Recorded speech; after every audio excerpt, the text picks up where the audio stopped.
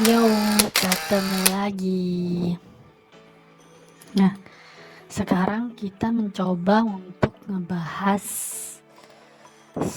tahapan-tahapan selanjutnya ya, yaitu mudhotan. Tapi saya pikir mereka pasti akan mencoba untuk mencocok-cocokkan dengan sains ya, nanti kepanjangan dan kita juga lelah gitu kan. Tapi di sini bahwa mudhotan jadi daging, daging jadi tulang, terus balut tulang dengan daging, saya pikir sangat sulit ya untuk dicocokkan dengan sains gitu kan. Sedikit kita lihat tentang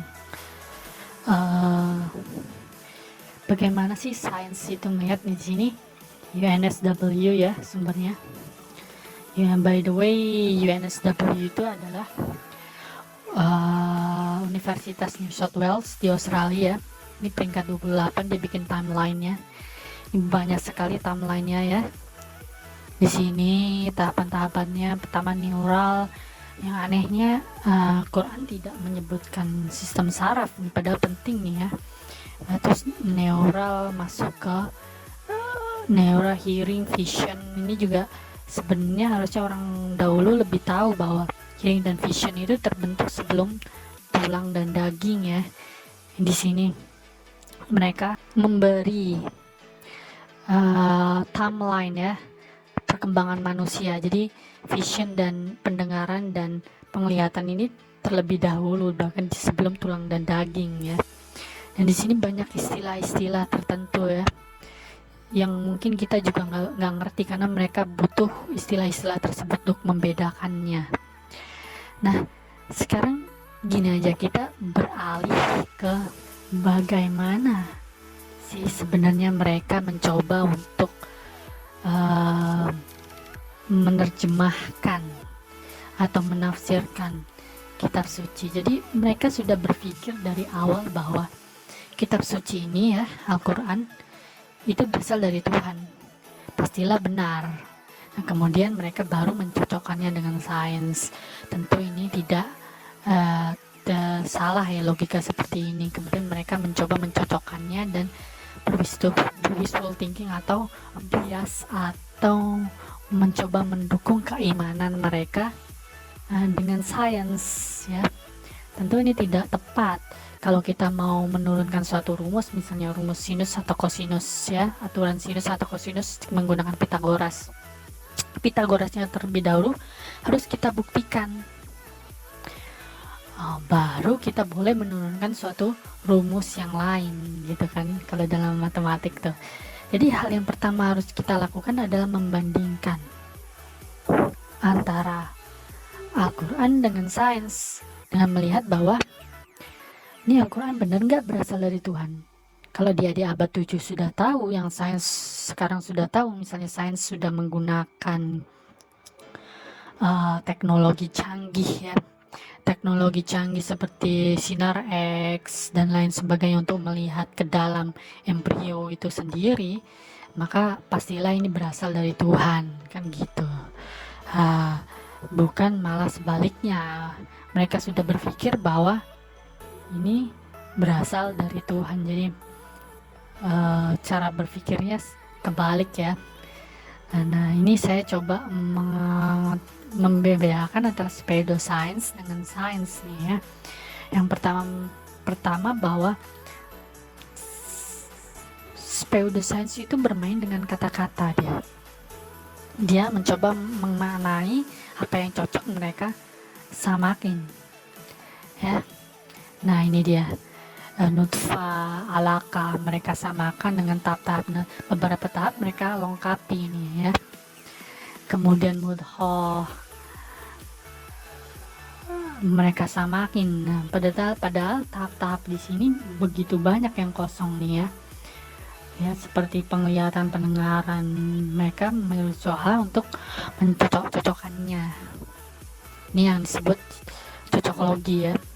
Saya dulu juga nggak ngerti, sampai saya berdiskusi baru saya sadar gitu kan. Demikianlah sifat dari pseudoscience, mereka bermain dengan kata-kata. Saya beri contoh yang lain adalah ramalan Nostradamus.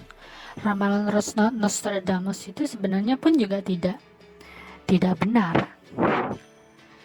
Kata-katanya begitu luas, dia bisa dicocok-cocokkan. Jadi orang-orang itu berusaha untuk mencocok-cocokkannya dengan peristiwa yang terjadi seperti Perang Dunia I atau peristiwa Perang Dunia II, yang di sini mereka berbias dan berharap sama dengan peristiwa yang terjadi. Jadi tidak ada makna objektifnya, mereka mencoba mencocokkannya dengan suatu peristiwa karena manusia suka dengan sesuatu yang luar biasa, bahwa tidak biasa. Mereka mencocok-cocokkannya dan merasa bahwa ada sesuatu yang luar biasa gitu kan. Nah, sinilah disebut bias gitu. Mereka mencocokkan antara Nostradamus dengan peristiwa pada peristiwa Perang Dunia I dan Perang Dunia II. Bedanya dengan sains apa? Sains berbeda, ya. Kenapa berbeda? Misalnya mesoderm gitu ya. Ini mau kita sebut tahap mesoderm ataupun tahap middle term, nggak terlalu penting. Kata-kata dalam sains, ini perlu dicatat, kata-kata dalam sains itu hanya menunjukkan suatu realita, hanya menggambarkan suatu objek atau peristiwa. Jadi tidaklah penting ini mesoderm mau diganti dengan middle term, tidak penting. Yang penting bisa dibedakan antara satu dengan yang lain, sehingga orang Yahudi, orang Syiah, orang Ahmadiyah, orang Kristen, orang Islam sepakat dengan hal itu. Saya kasih contoh yang lain. Misalnya dulu orang tidak tahu black hole, namanya bukan black hole, namanya adalah bintang hitam. Tapi apakah penting bintang hitam atau kita ganti dengan black hole? Enggak, nama populernya memang black hole, tapi kita mau ganti bintang hitam pun juga tidak terlalu penting. Yang penting bagaimana ia didefinisikan, gitu kan? Bahwa ada suatu objek di langit yang dia hancur karena gravitasinya sendiri, karena gravitasinya begitu kuat sehingga cahaya pun tidak dapat keluar dari tarikan gravitasi tersebut. Udah di situ. Nah, kemudian dari itu kita mencoba, dari definisi tersebut kita mencoba membedakan dengan objek-objek lain, misalnya bintang neutron. Dan kemudian kita merangkai hal-hal tersebut ya, untuk mencari suatu realita atau mencari suatu teori yang baru dengan susunan logika yang terarah. Jadi black hole ini datang dari suatu teori, general theory of relativity ya. Kemudian dari teori itu ada muncul black hole, dan black hole lagi bisa nggak kita kembangkan gitu. Misalnya objek lain, misalnya objek teoritis, misalnya white hole, dia agak berbeda dengan black hole. Dia bukan menarik, dia mengeluarkan semua hal keluar dari objek tersebut, white hole. Nah, ini objek teoritis belum terbukti, tetapi dari hal-hal tersebut kita bisa meramalkan, dari susunan logika yang tertata tersebut kita dapat meramalkan. Jadi dapat menduga adanya suatu objek lain atau membuat suatu teori lagi yang lebih baik. Jadi disitulah perbedaannya. Kata-kata tidak terlalu penting, yang penting kata hanya menggambarkan suatu realita, suatu peristiwa. Ya, sampai di sini dulu. Kita putus saja. Pada part selanjutnya kita akan membahas bagaimana sains menafsirkan Al-Quran.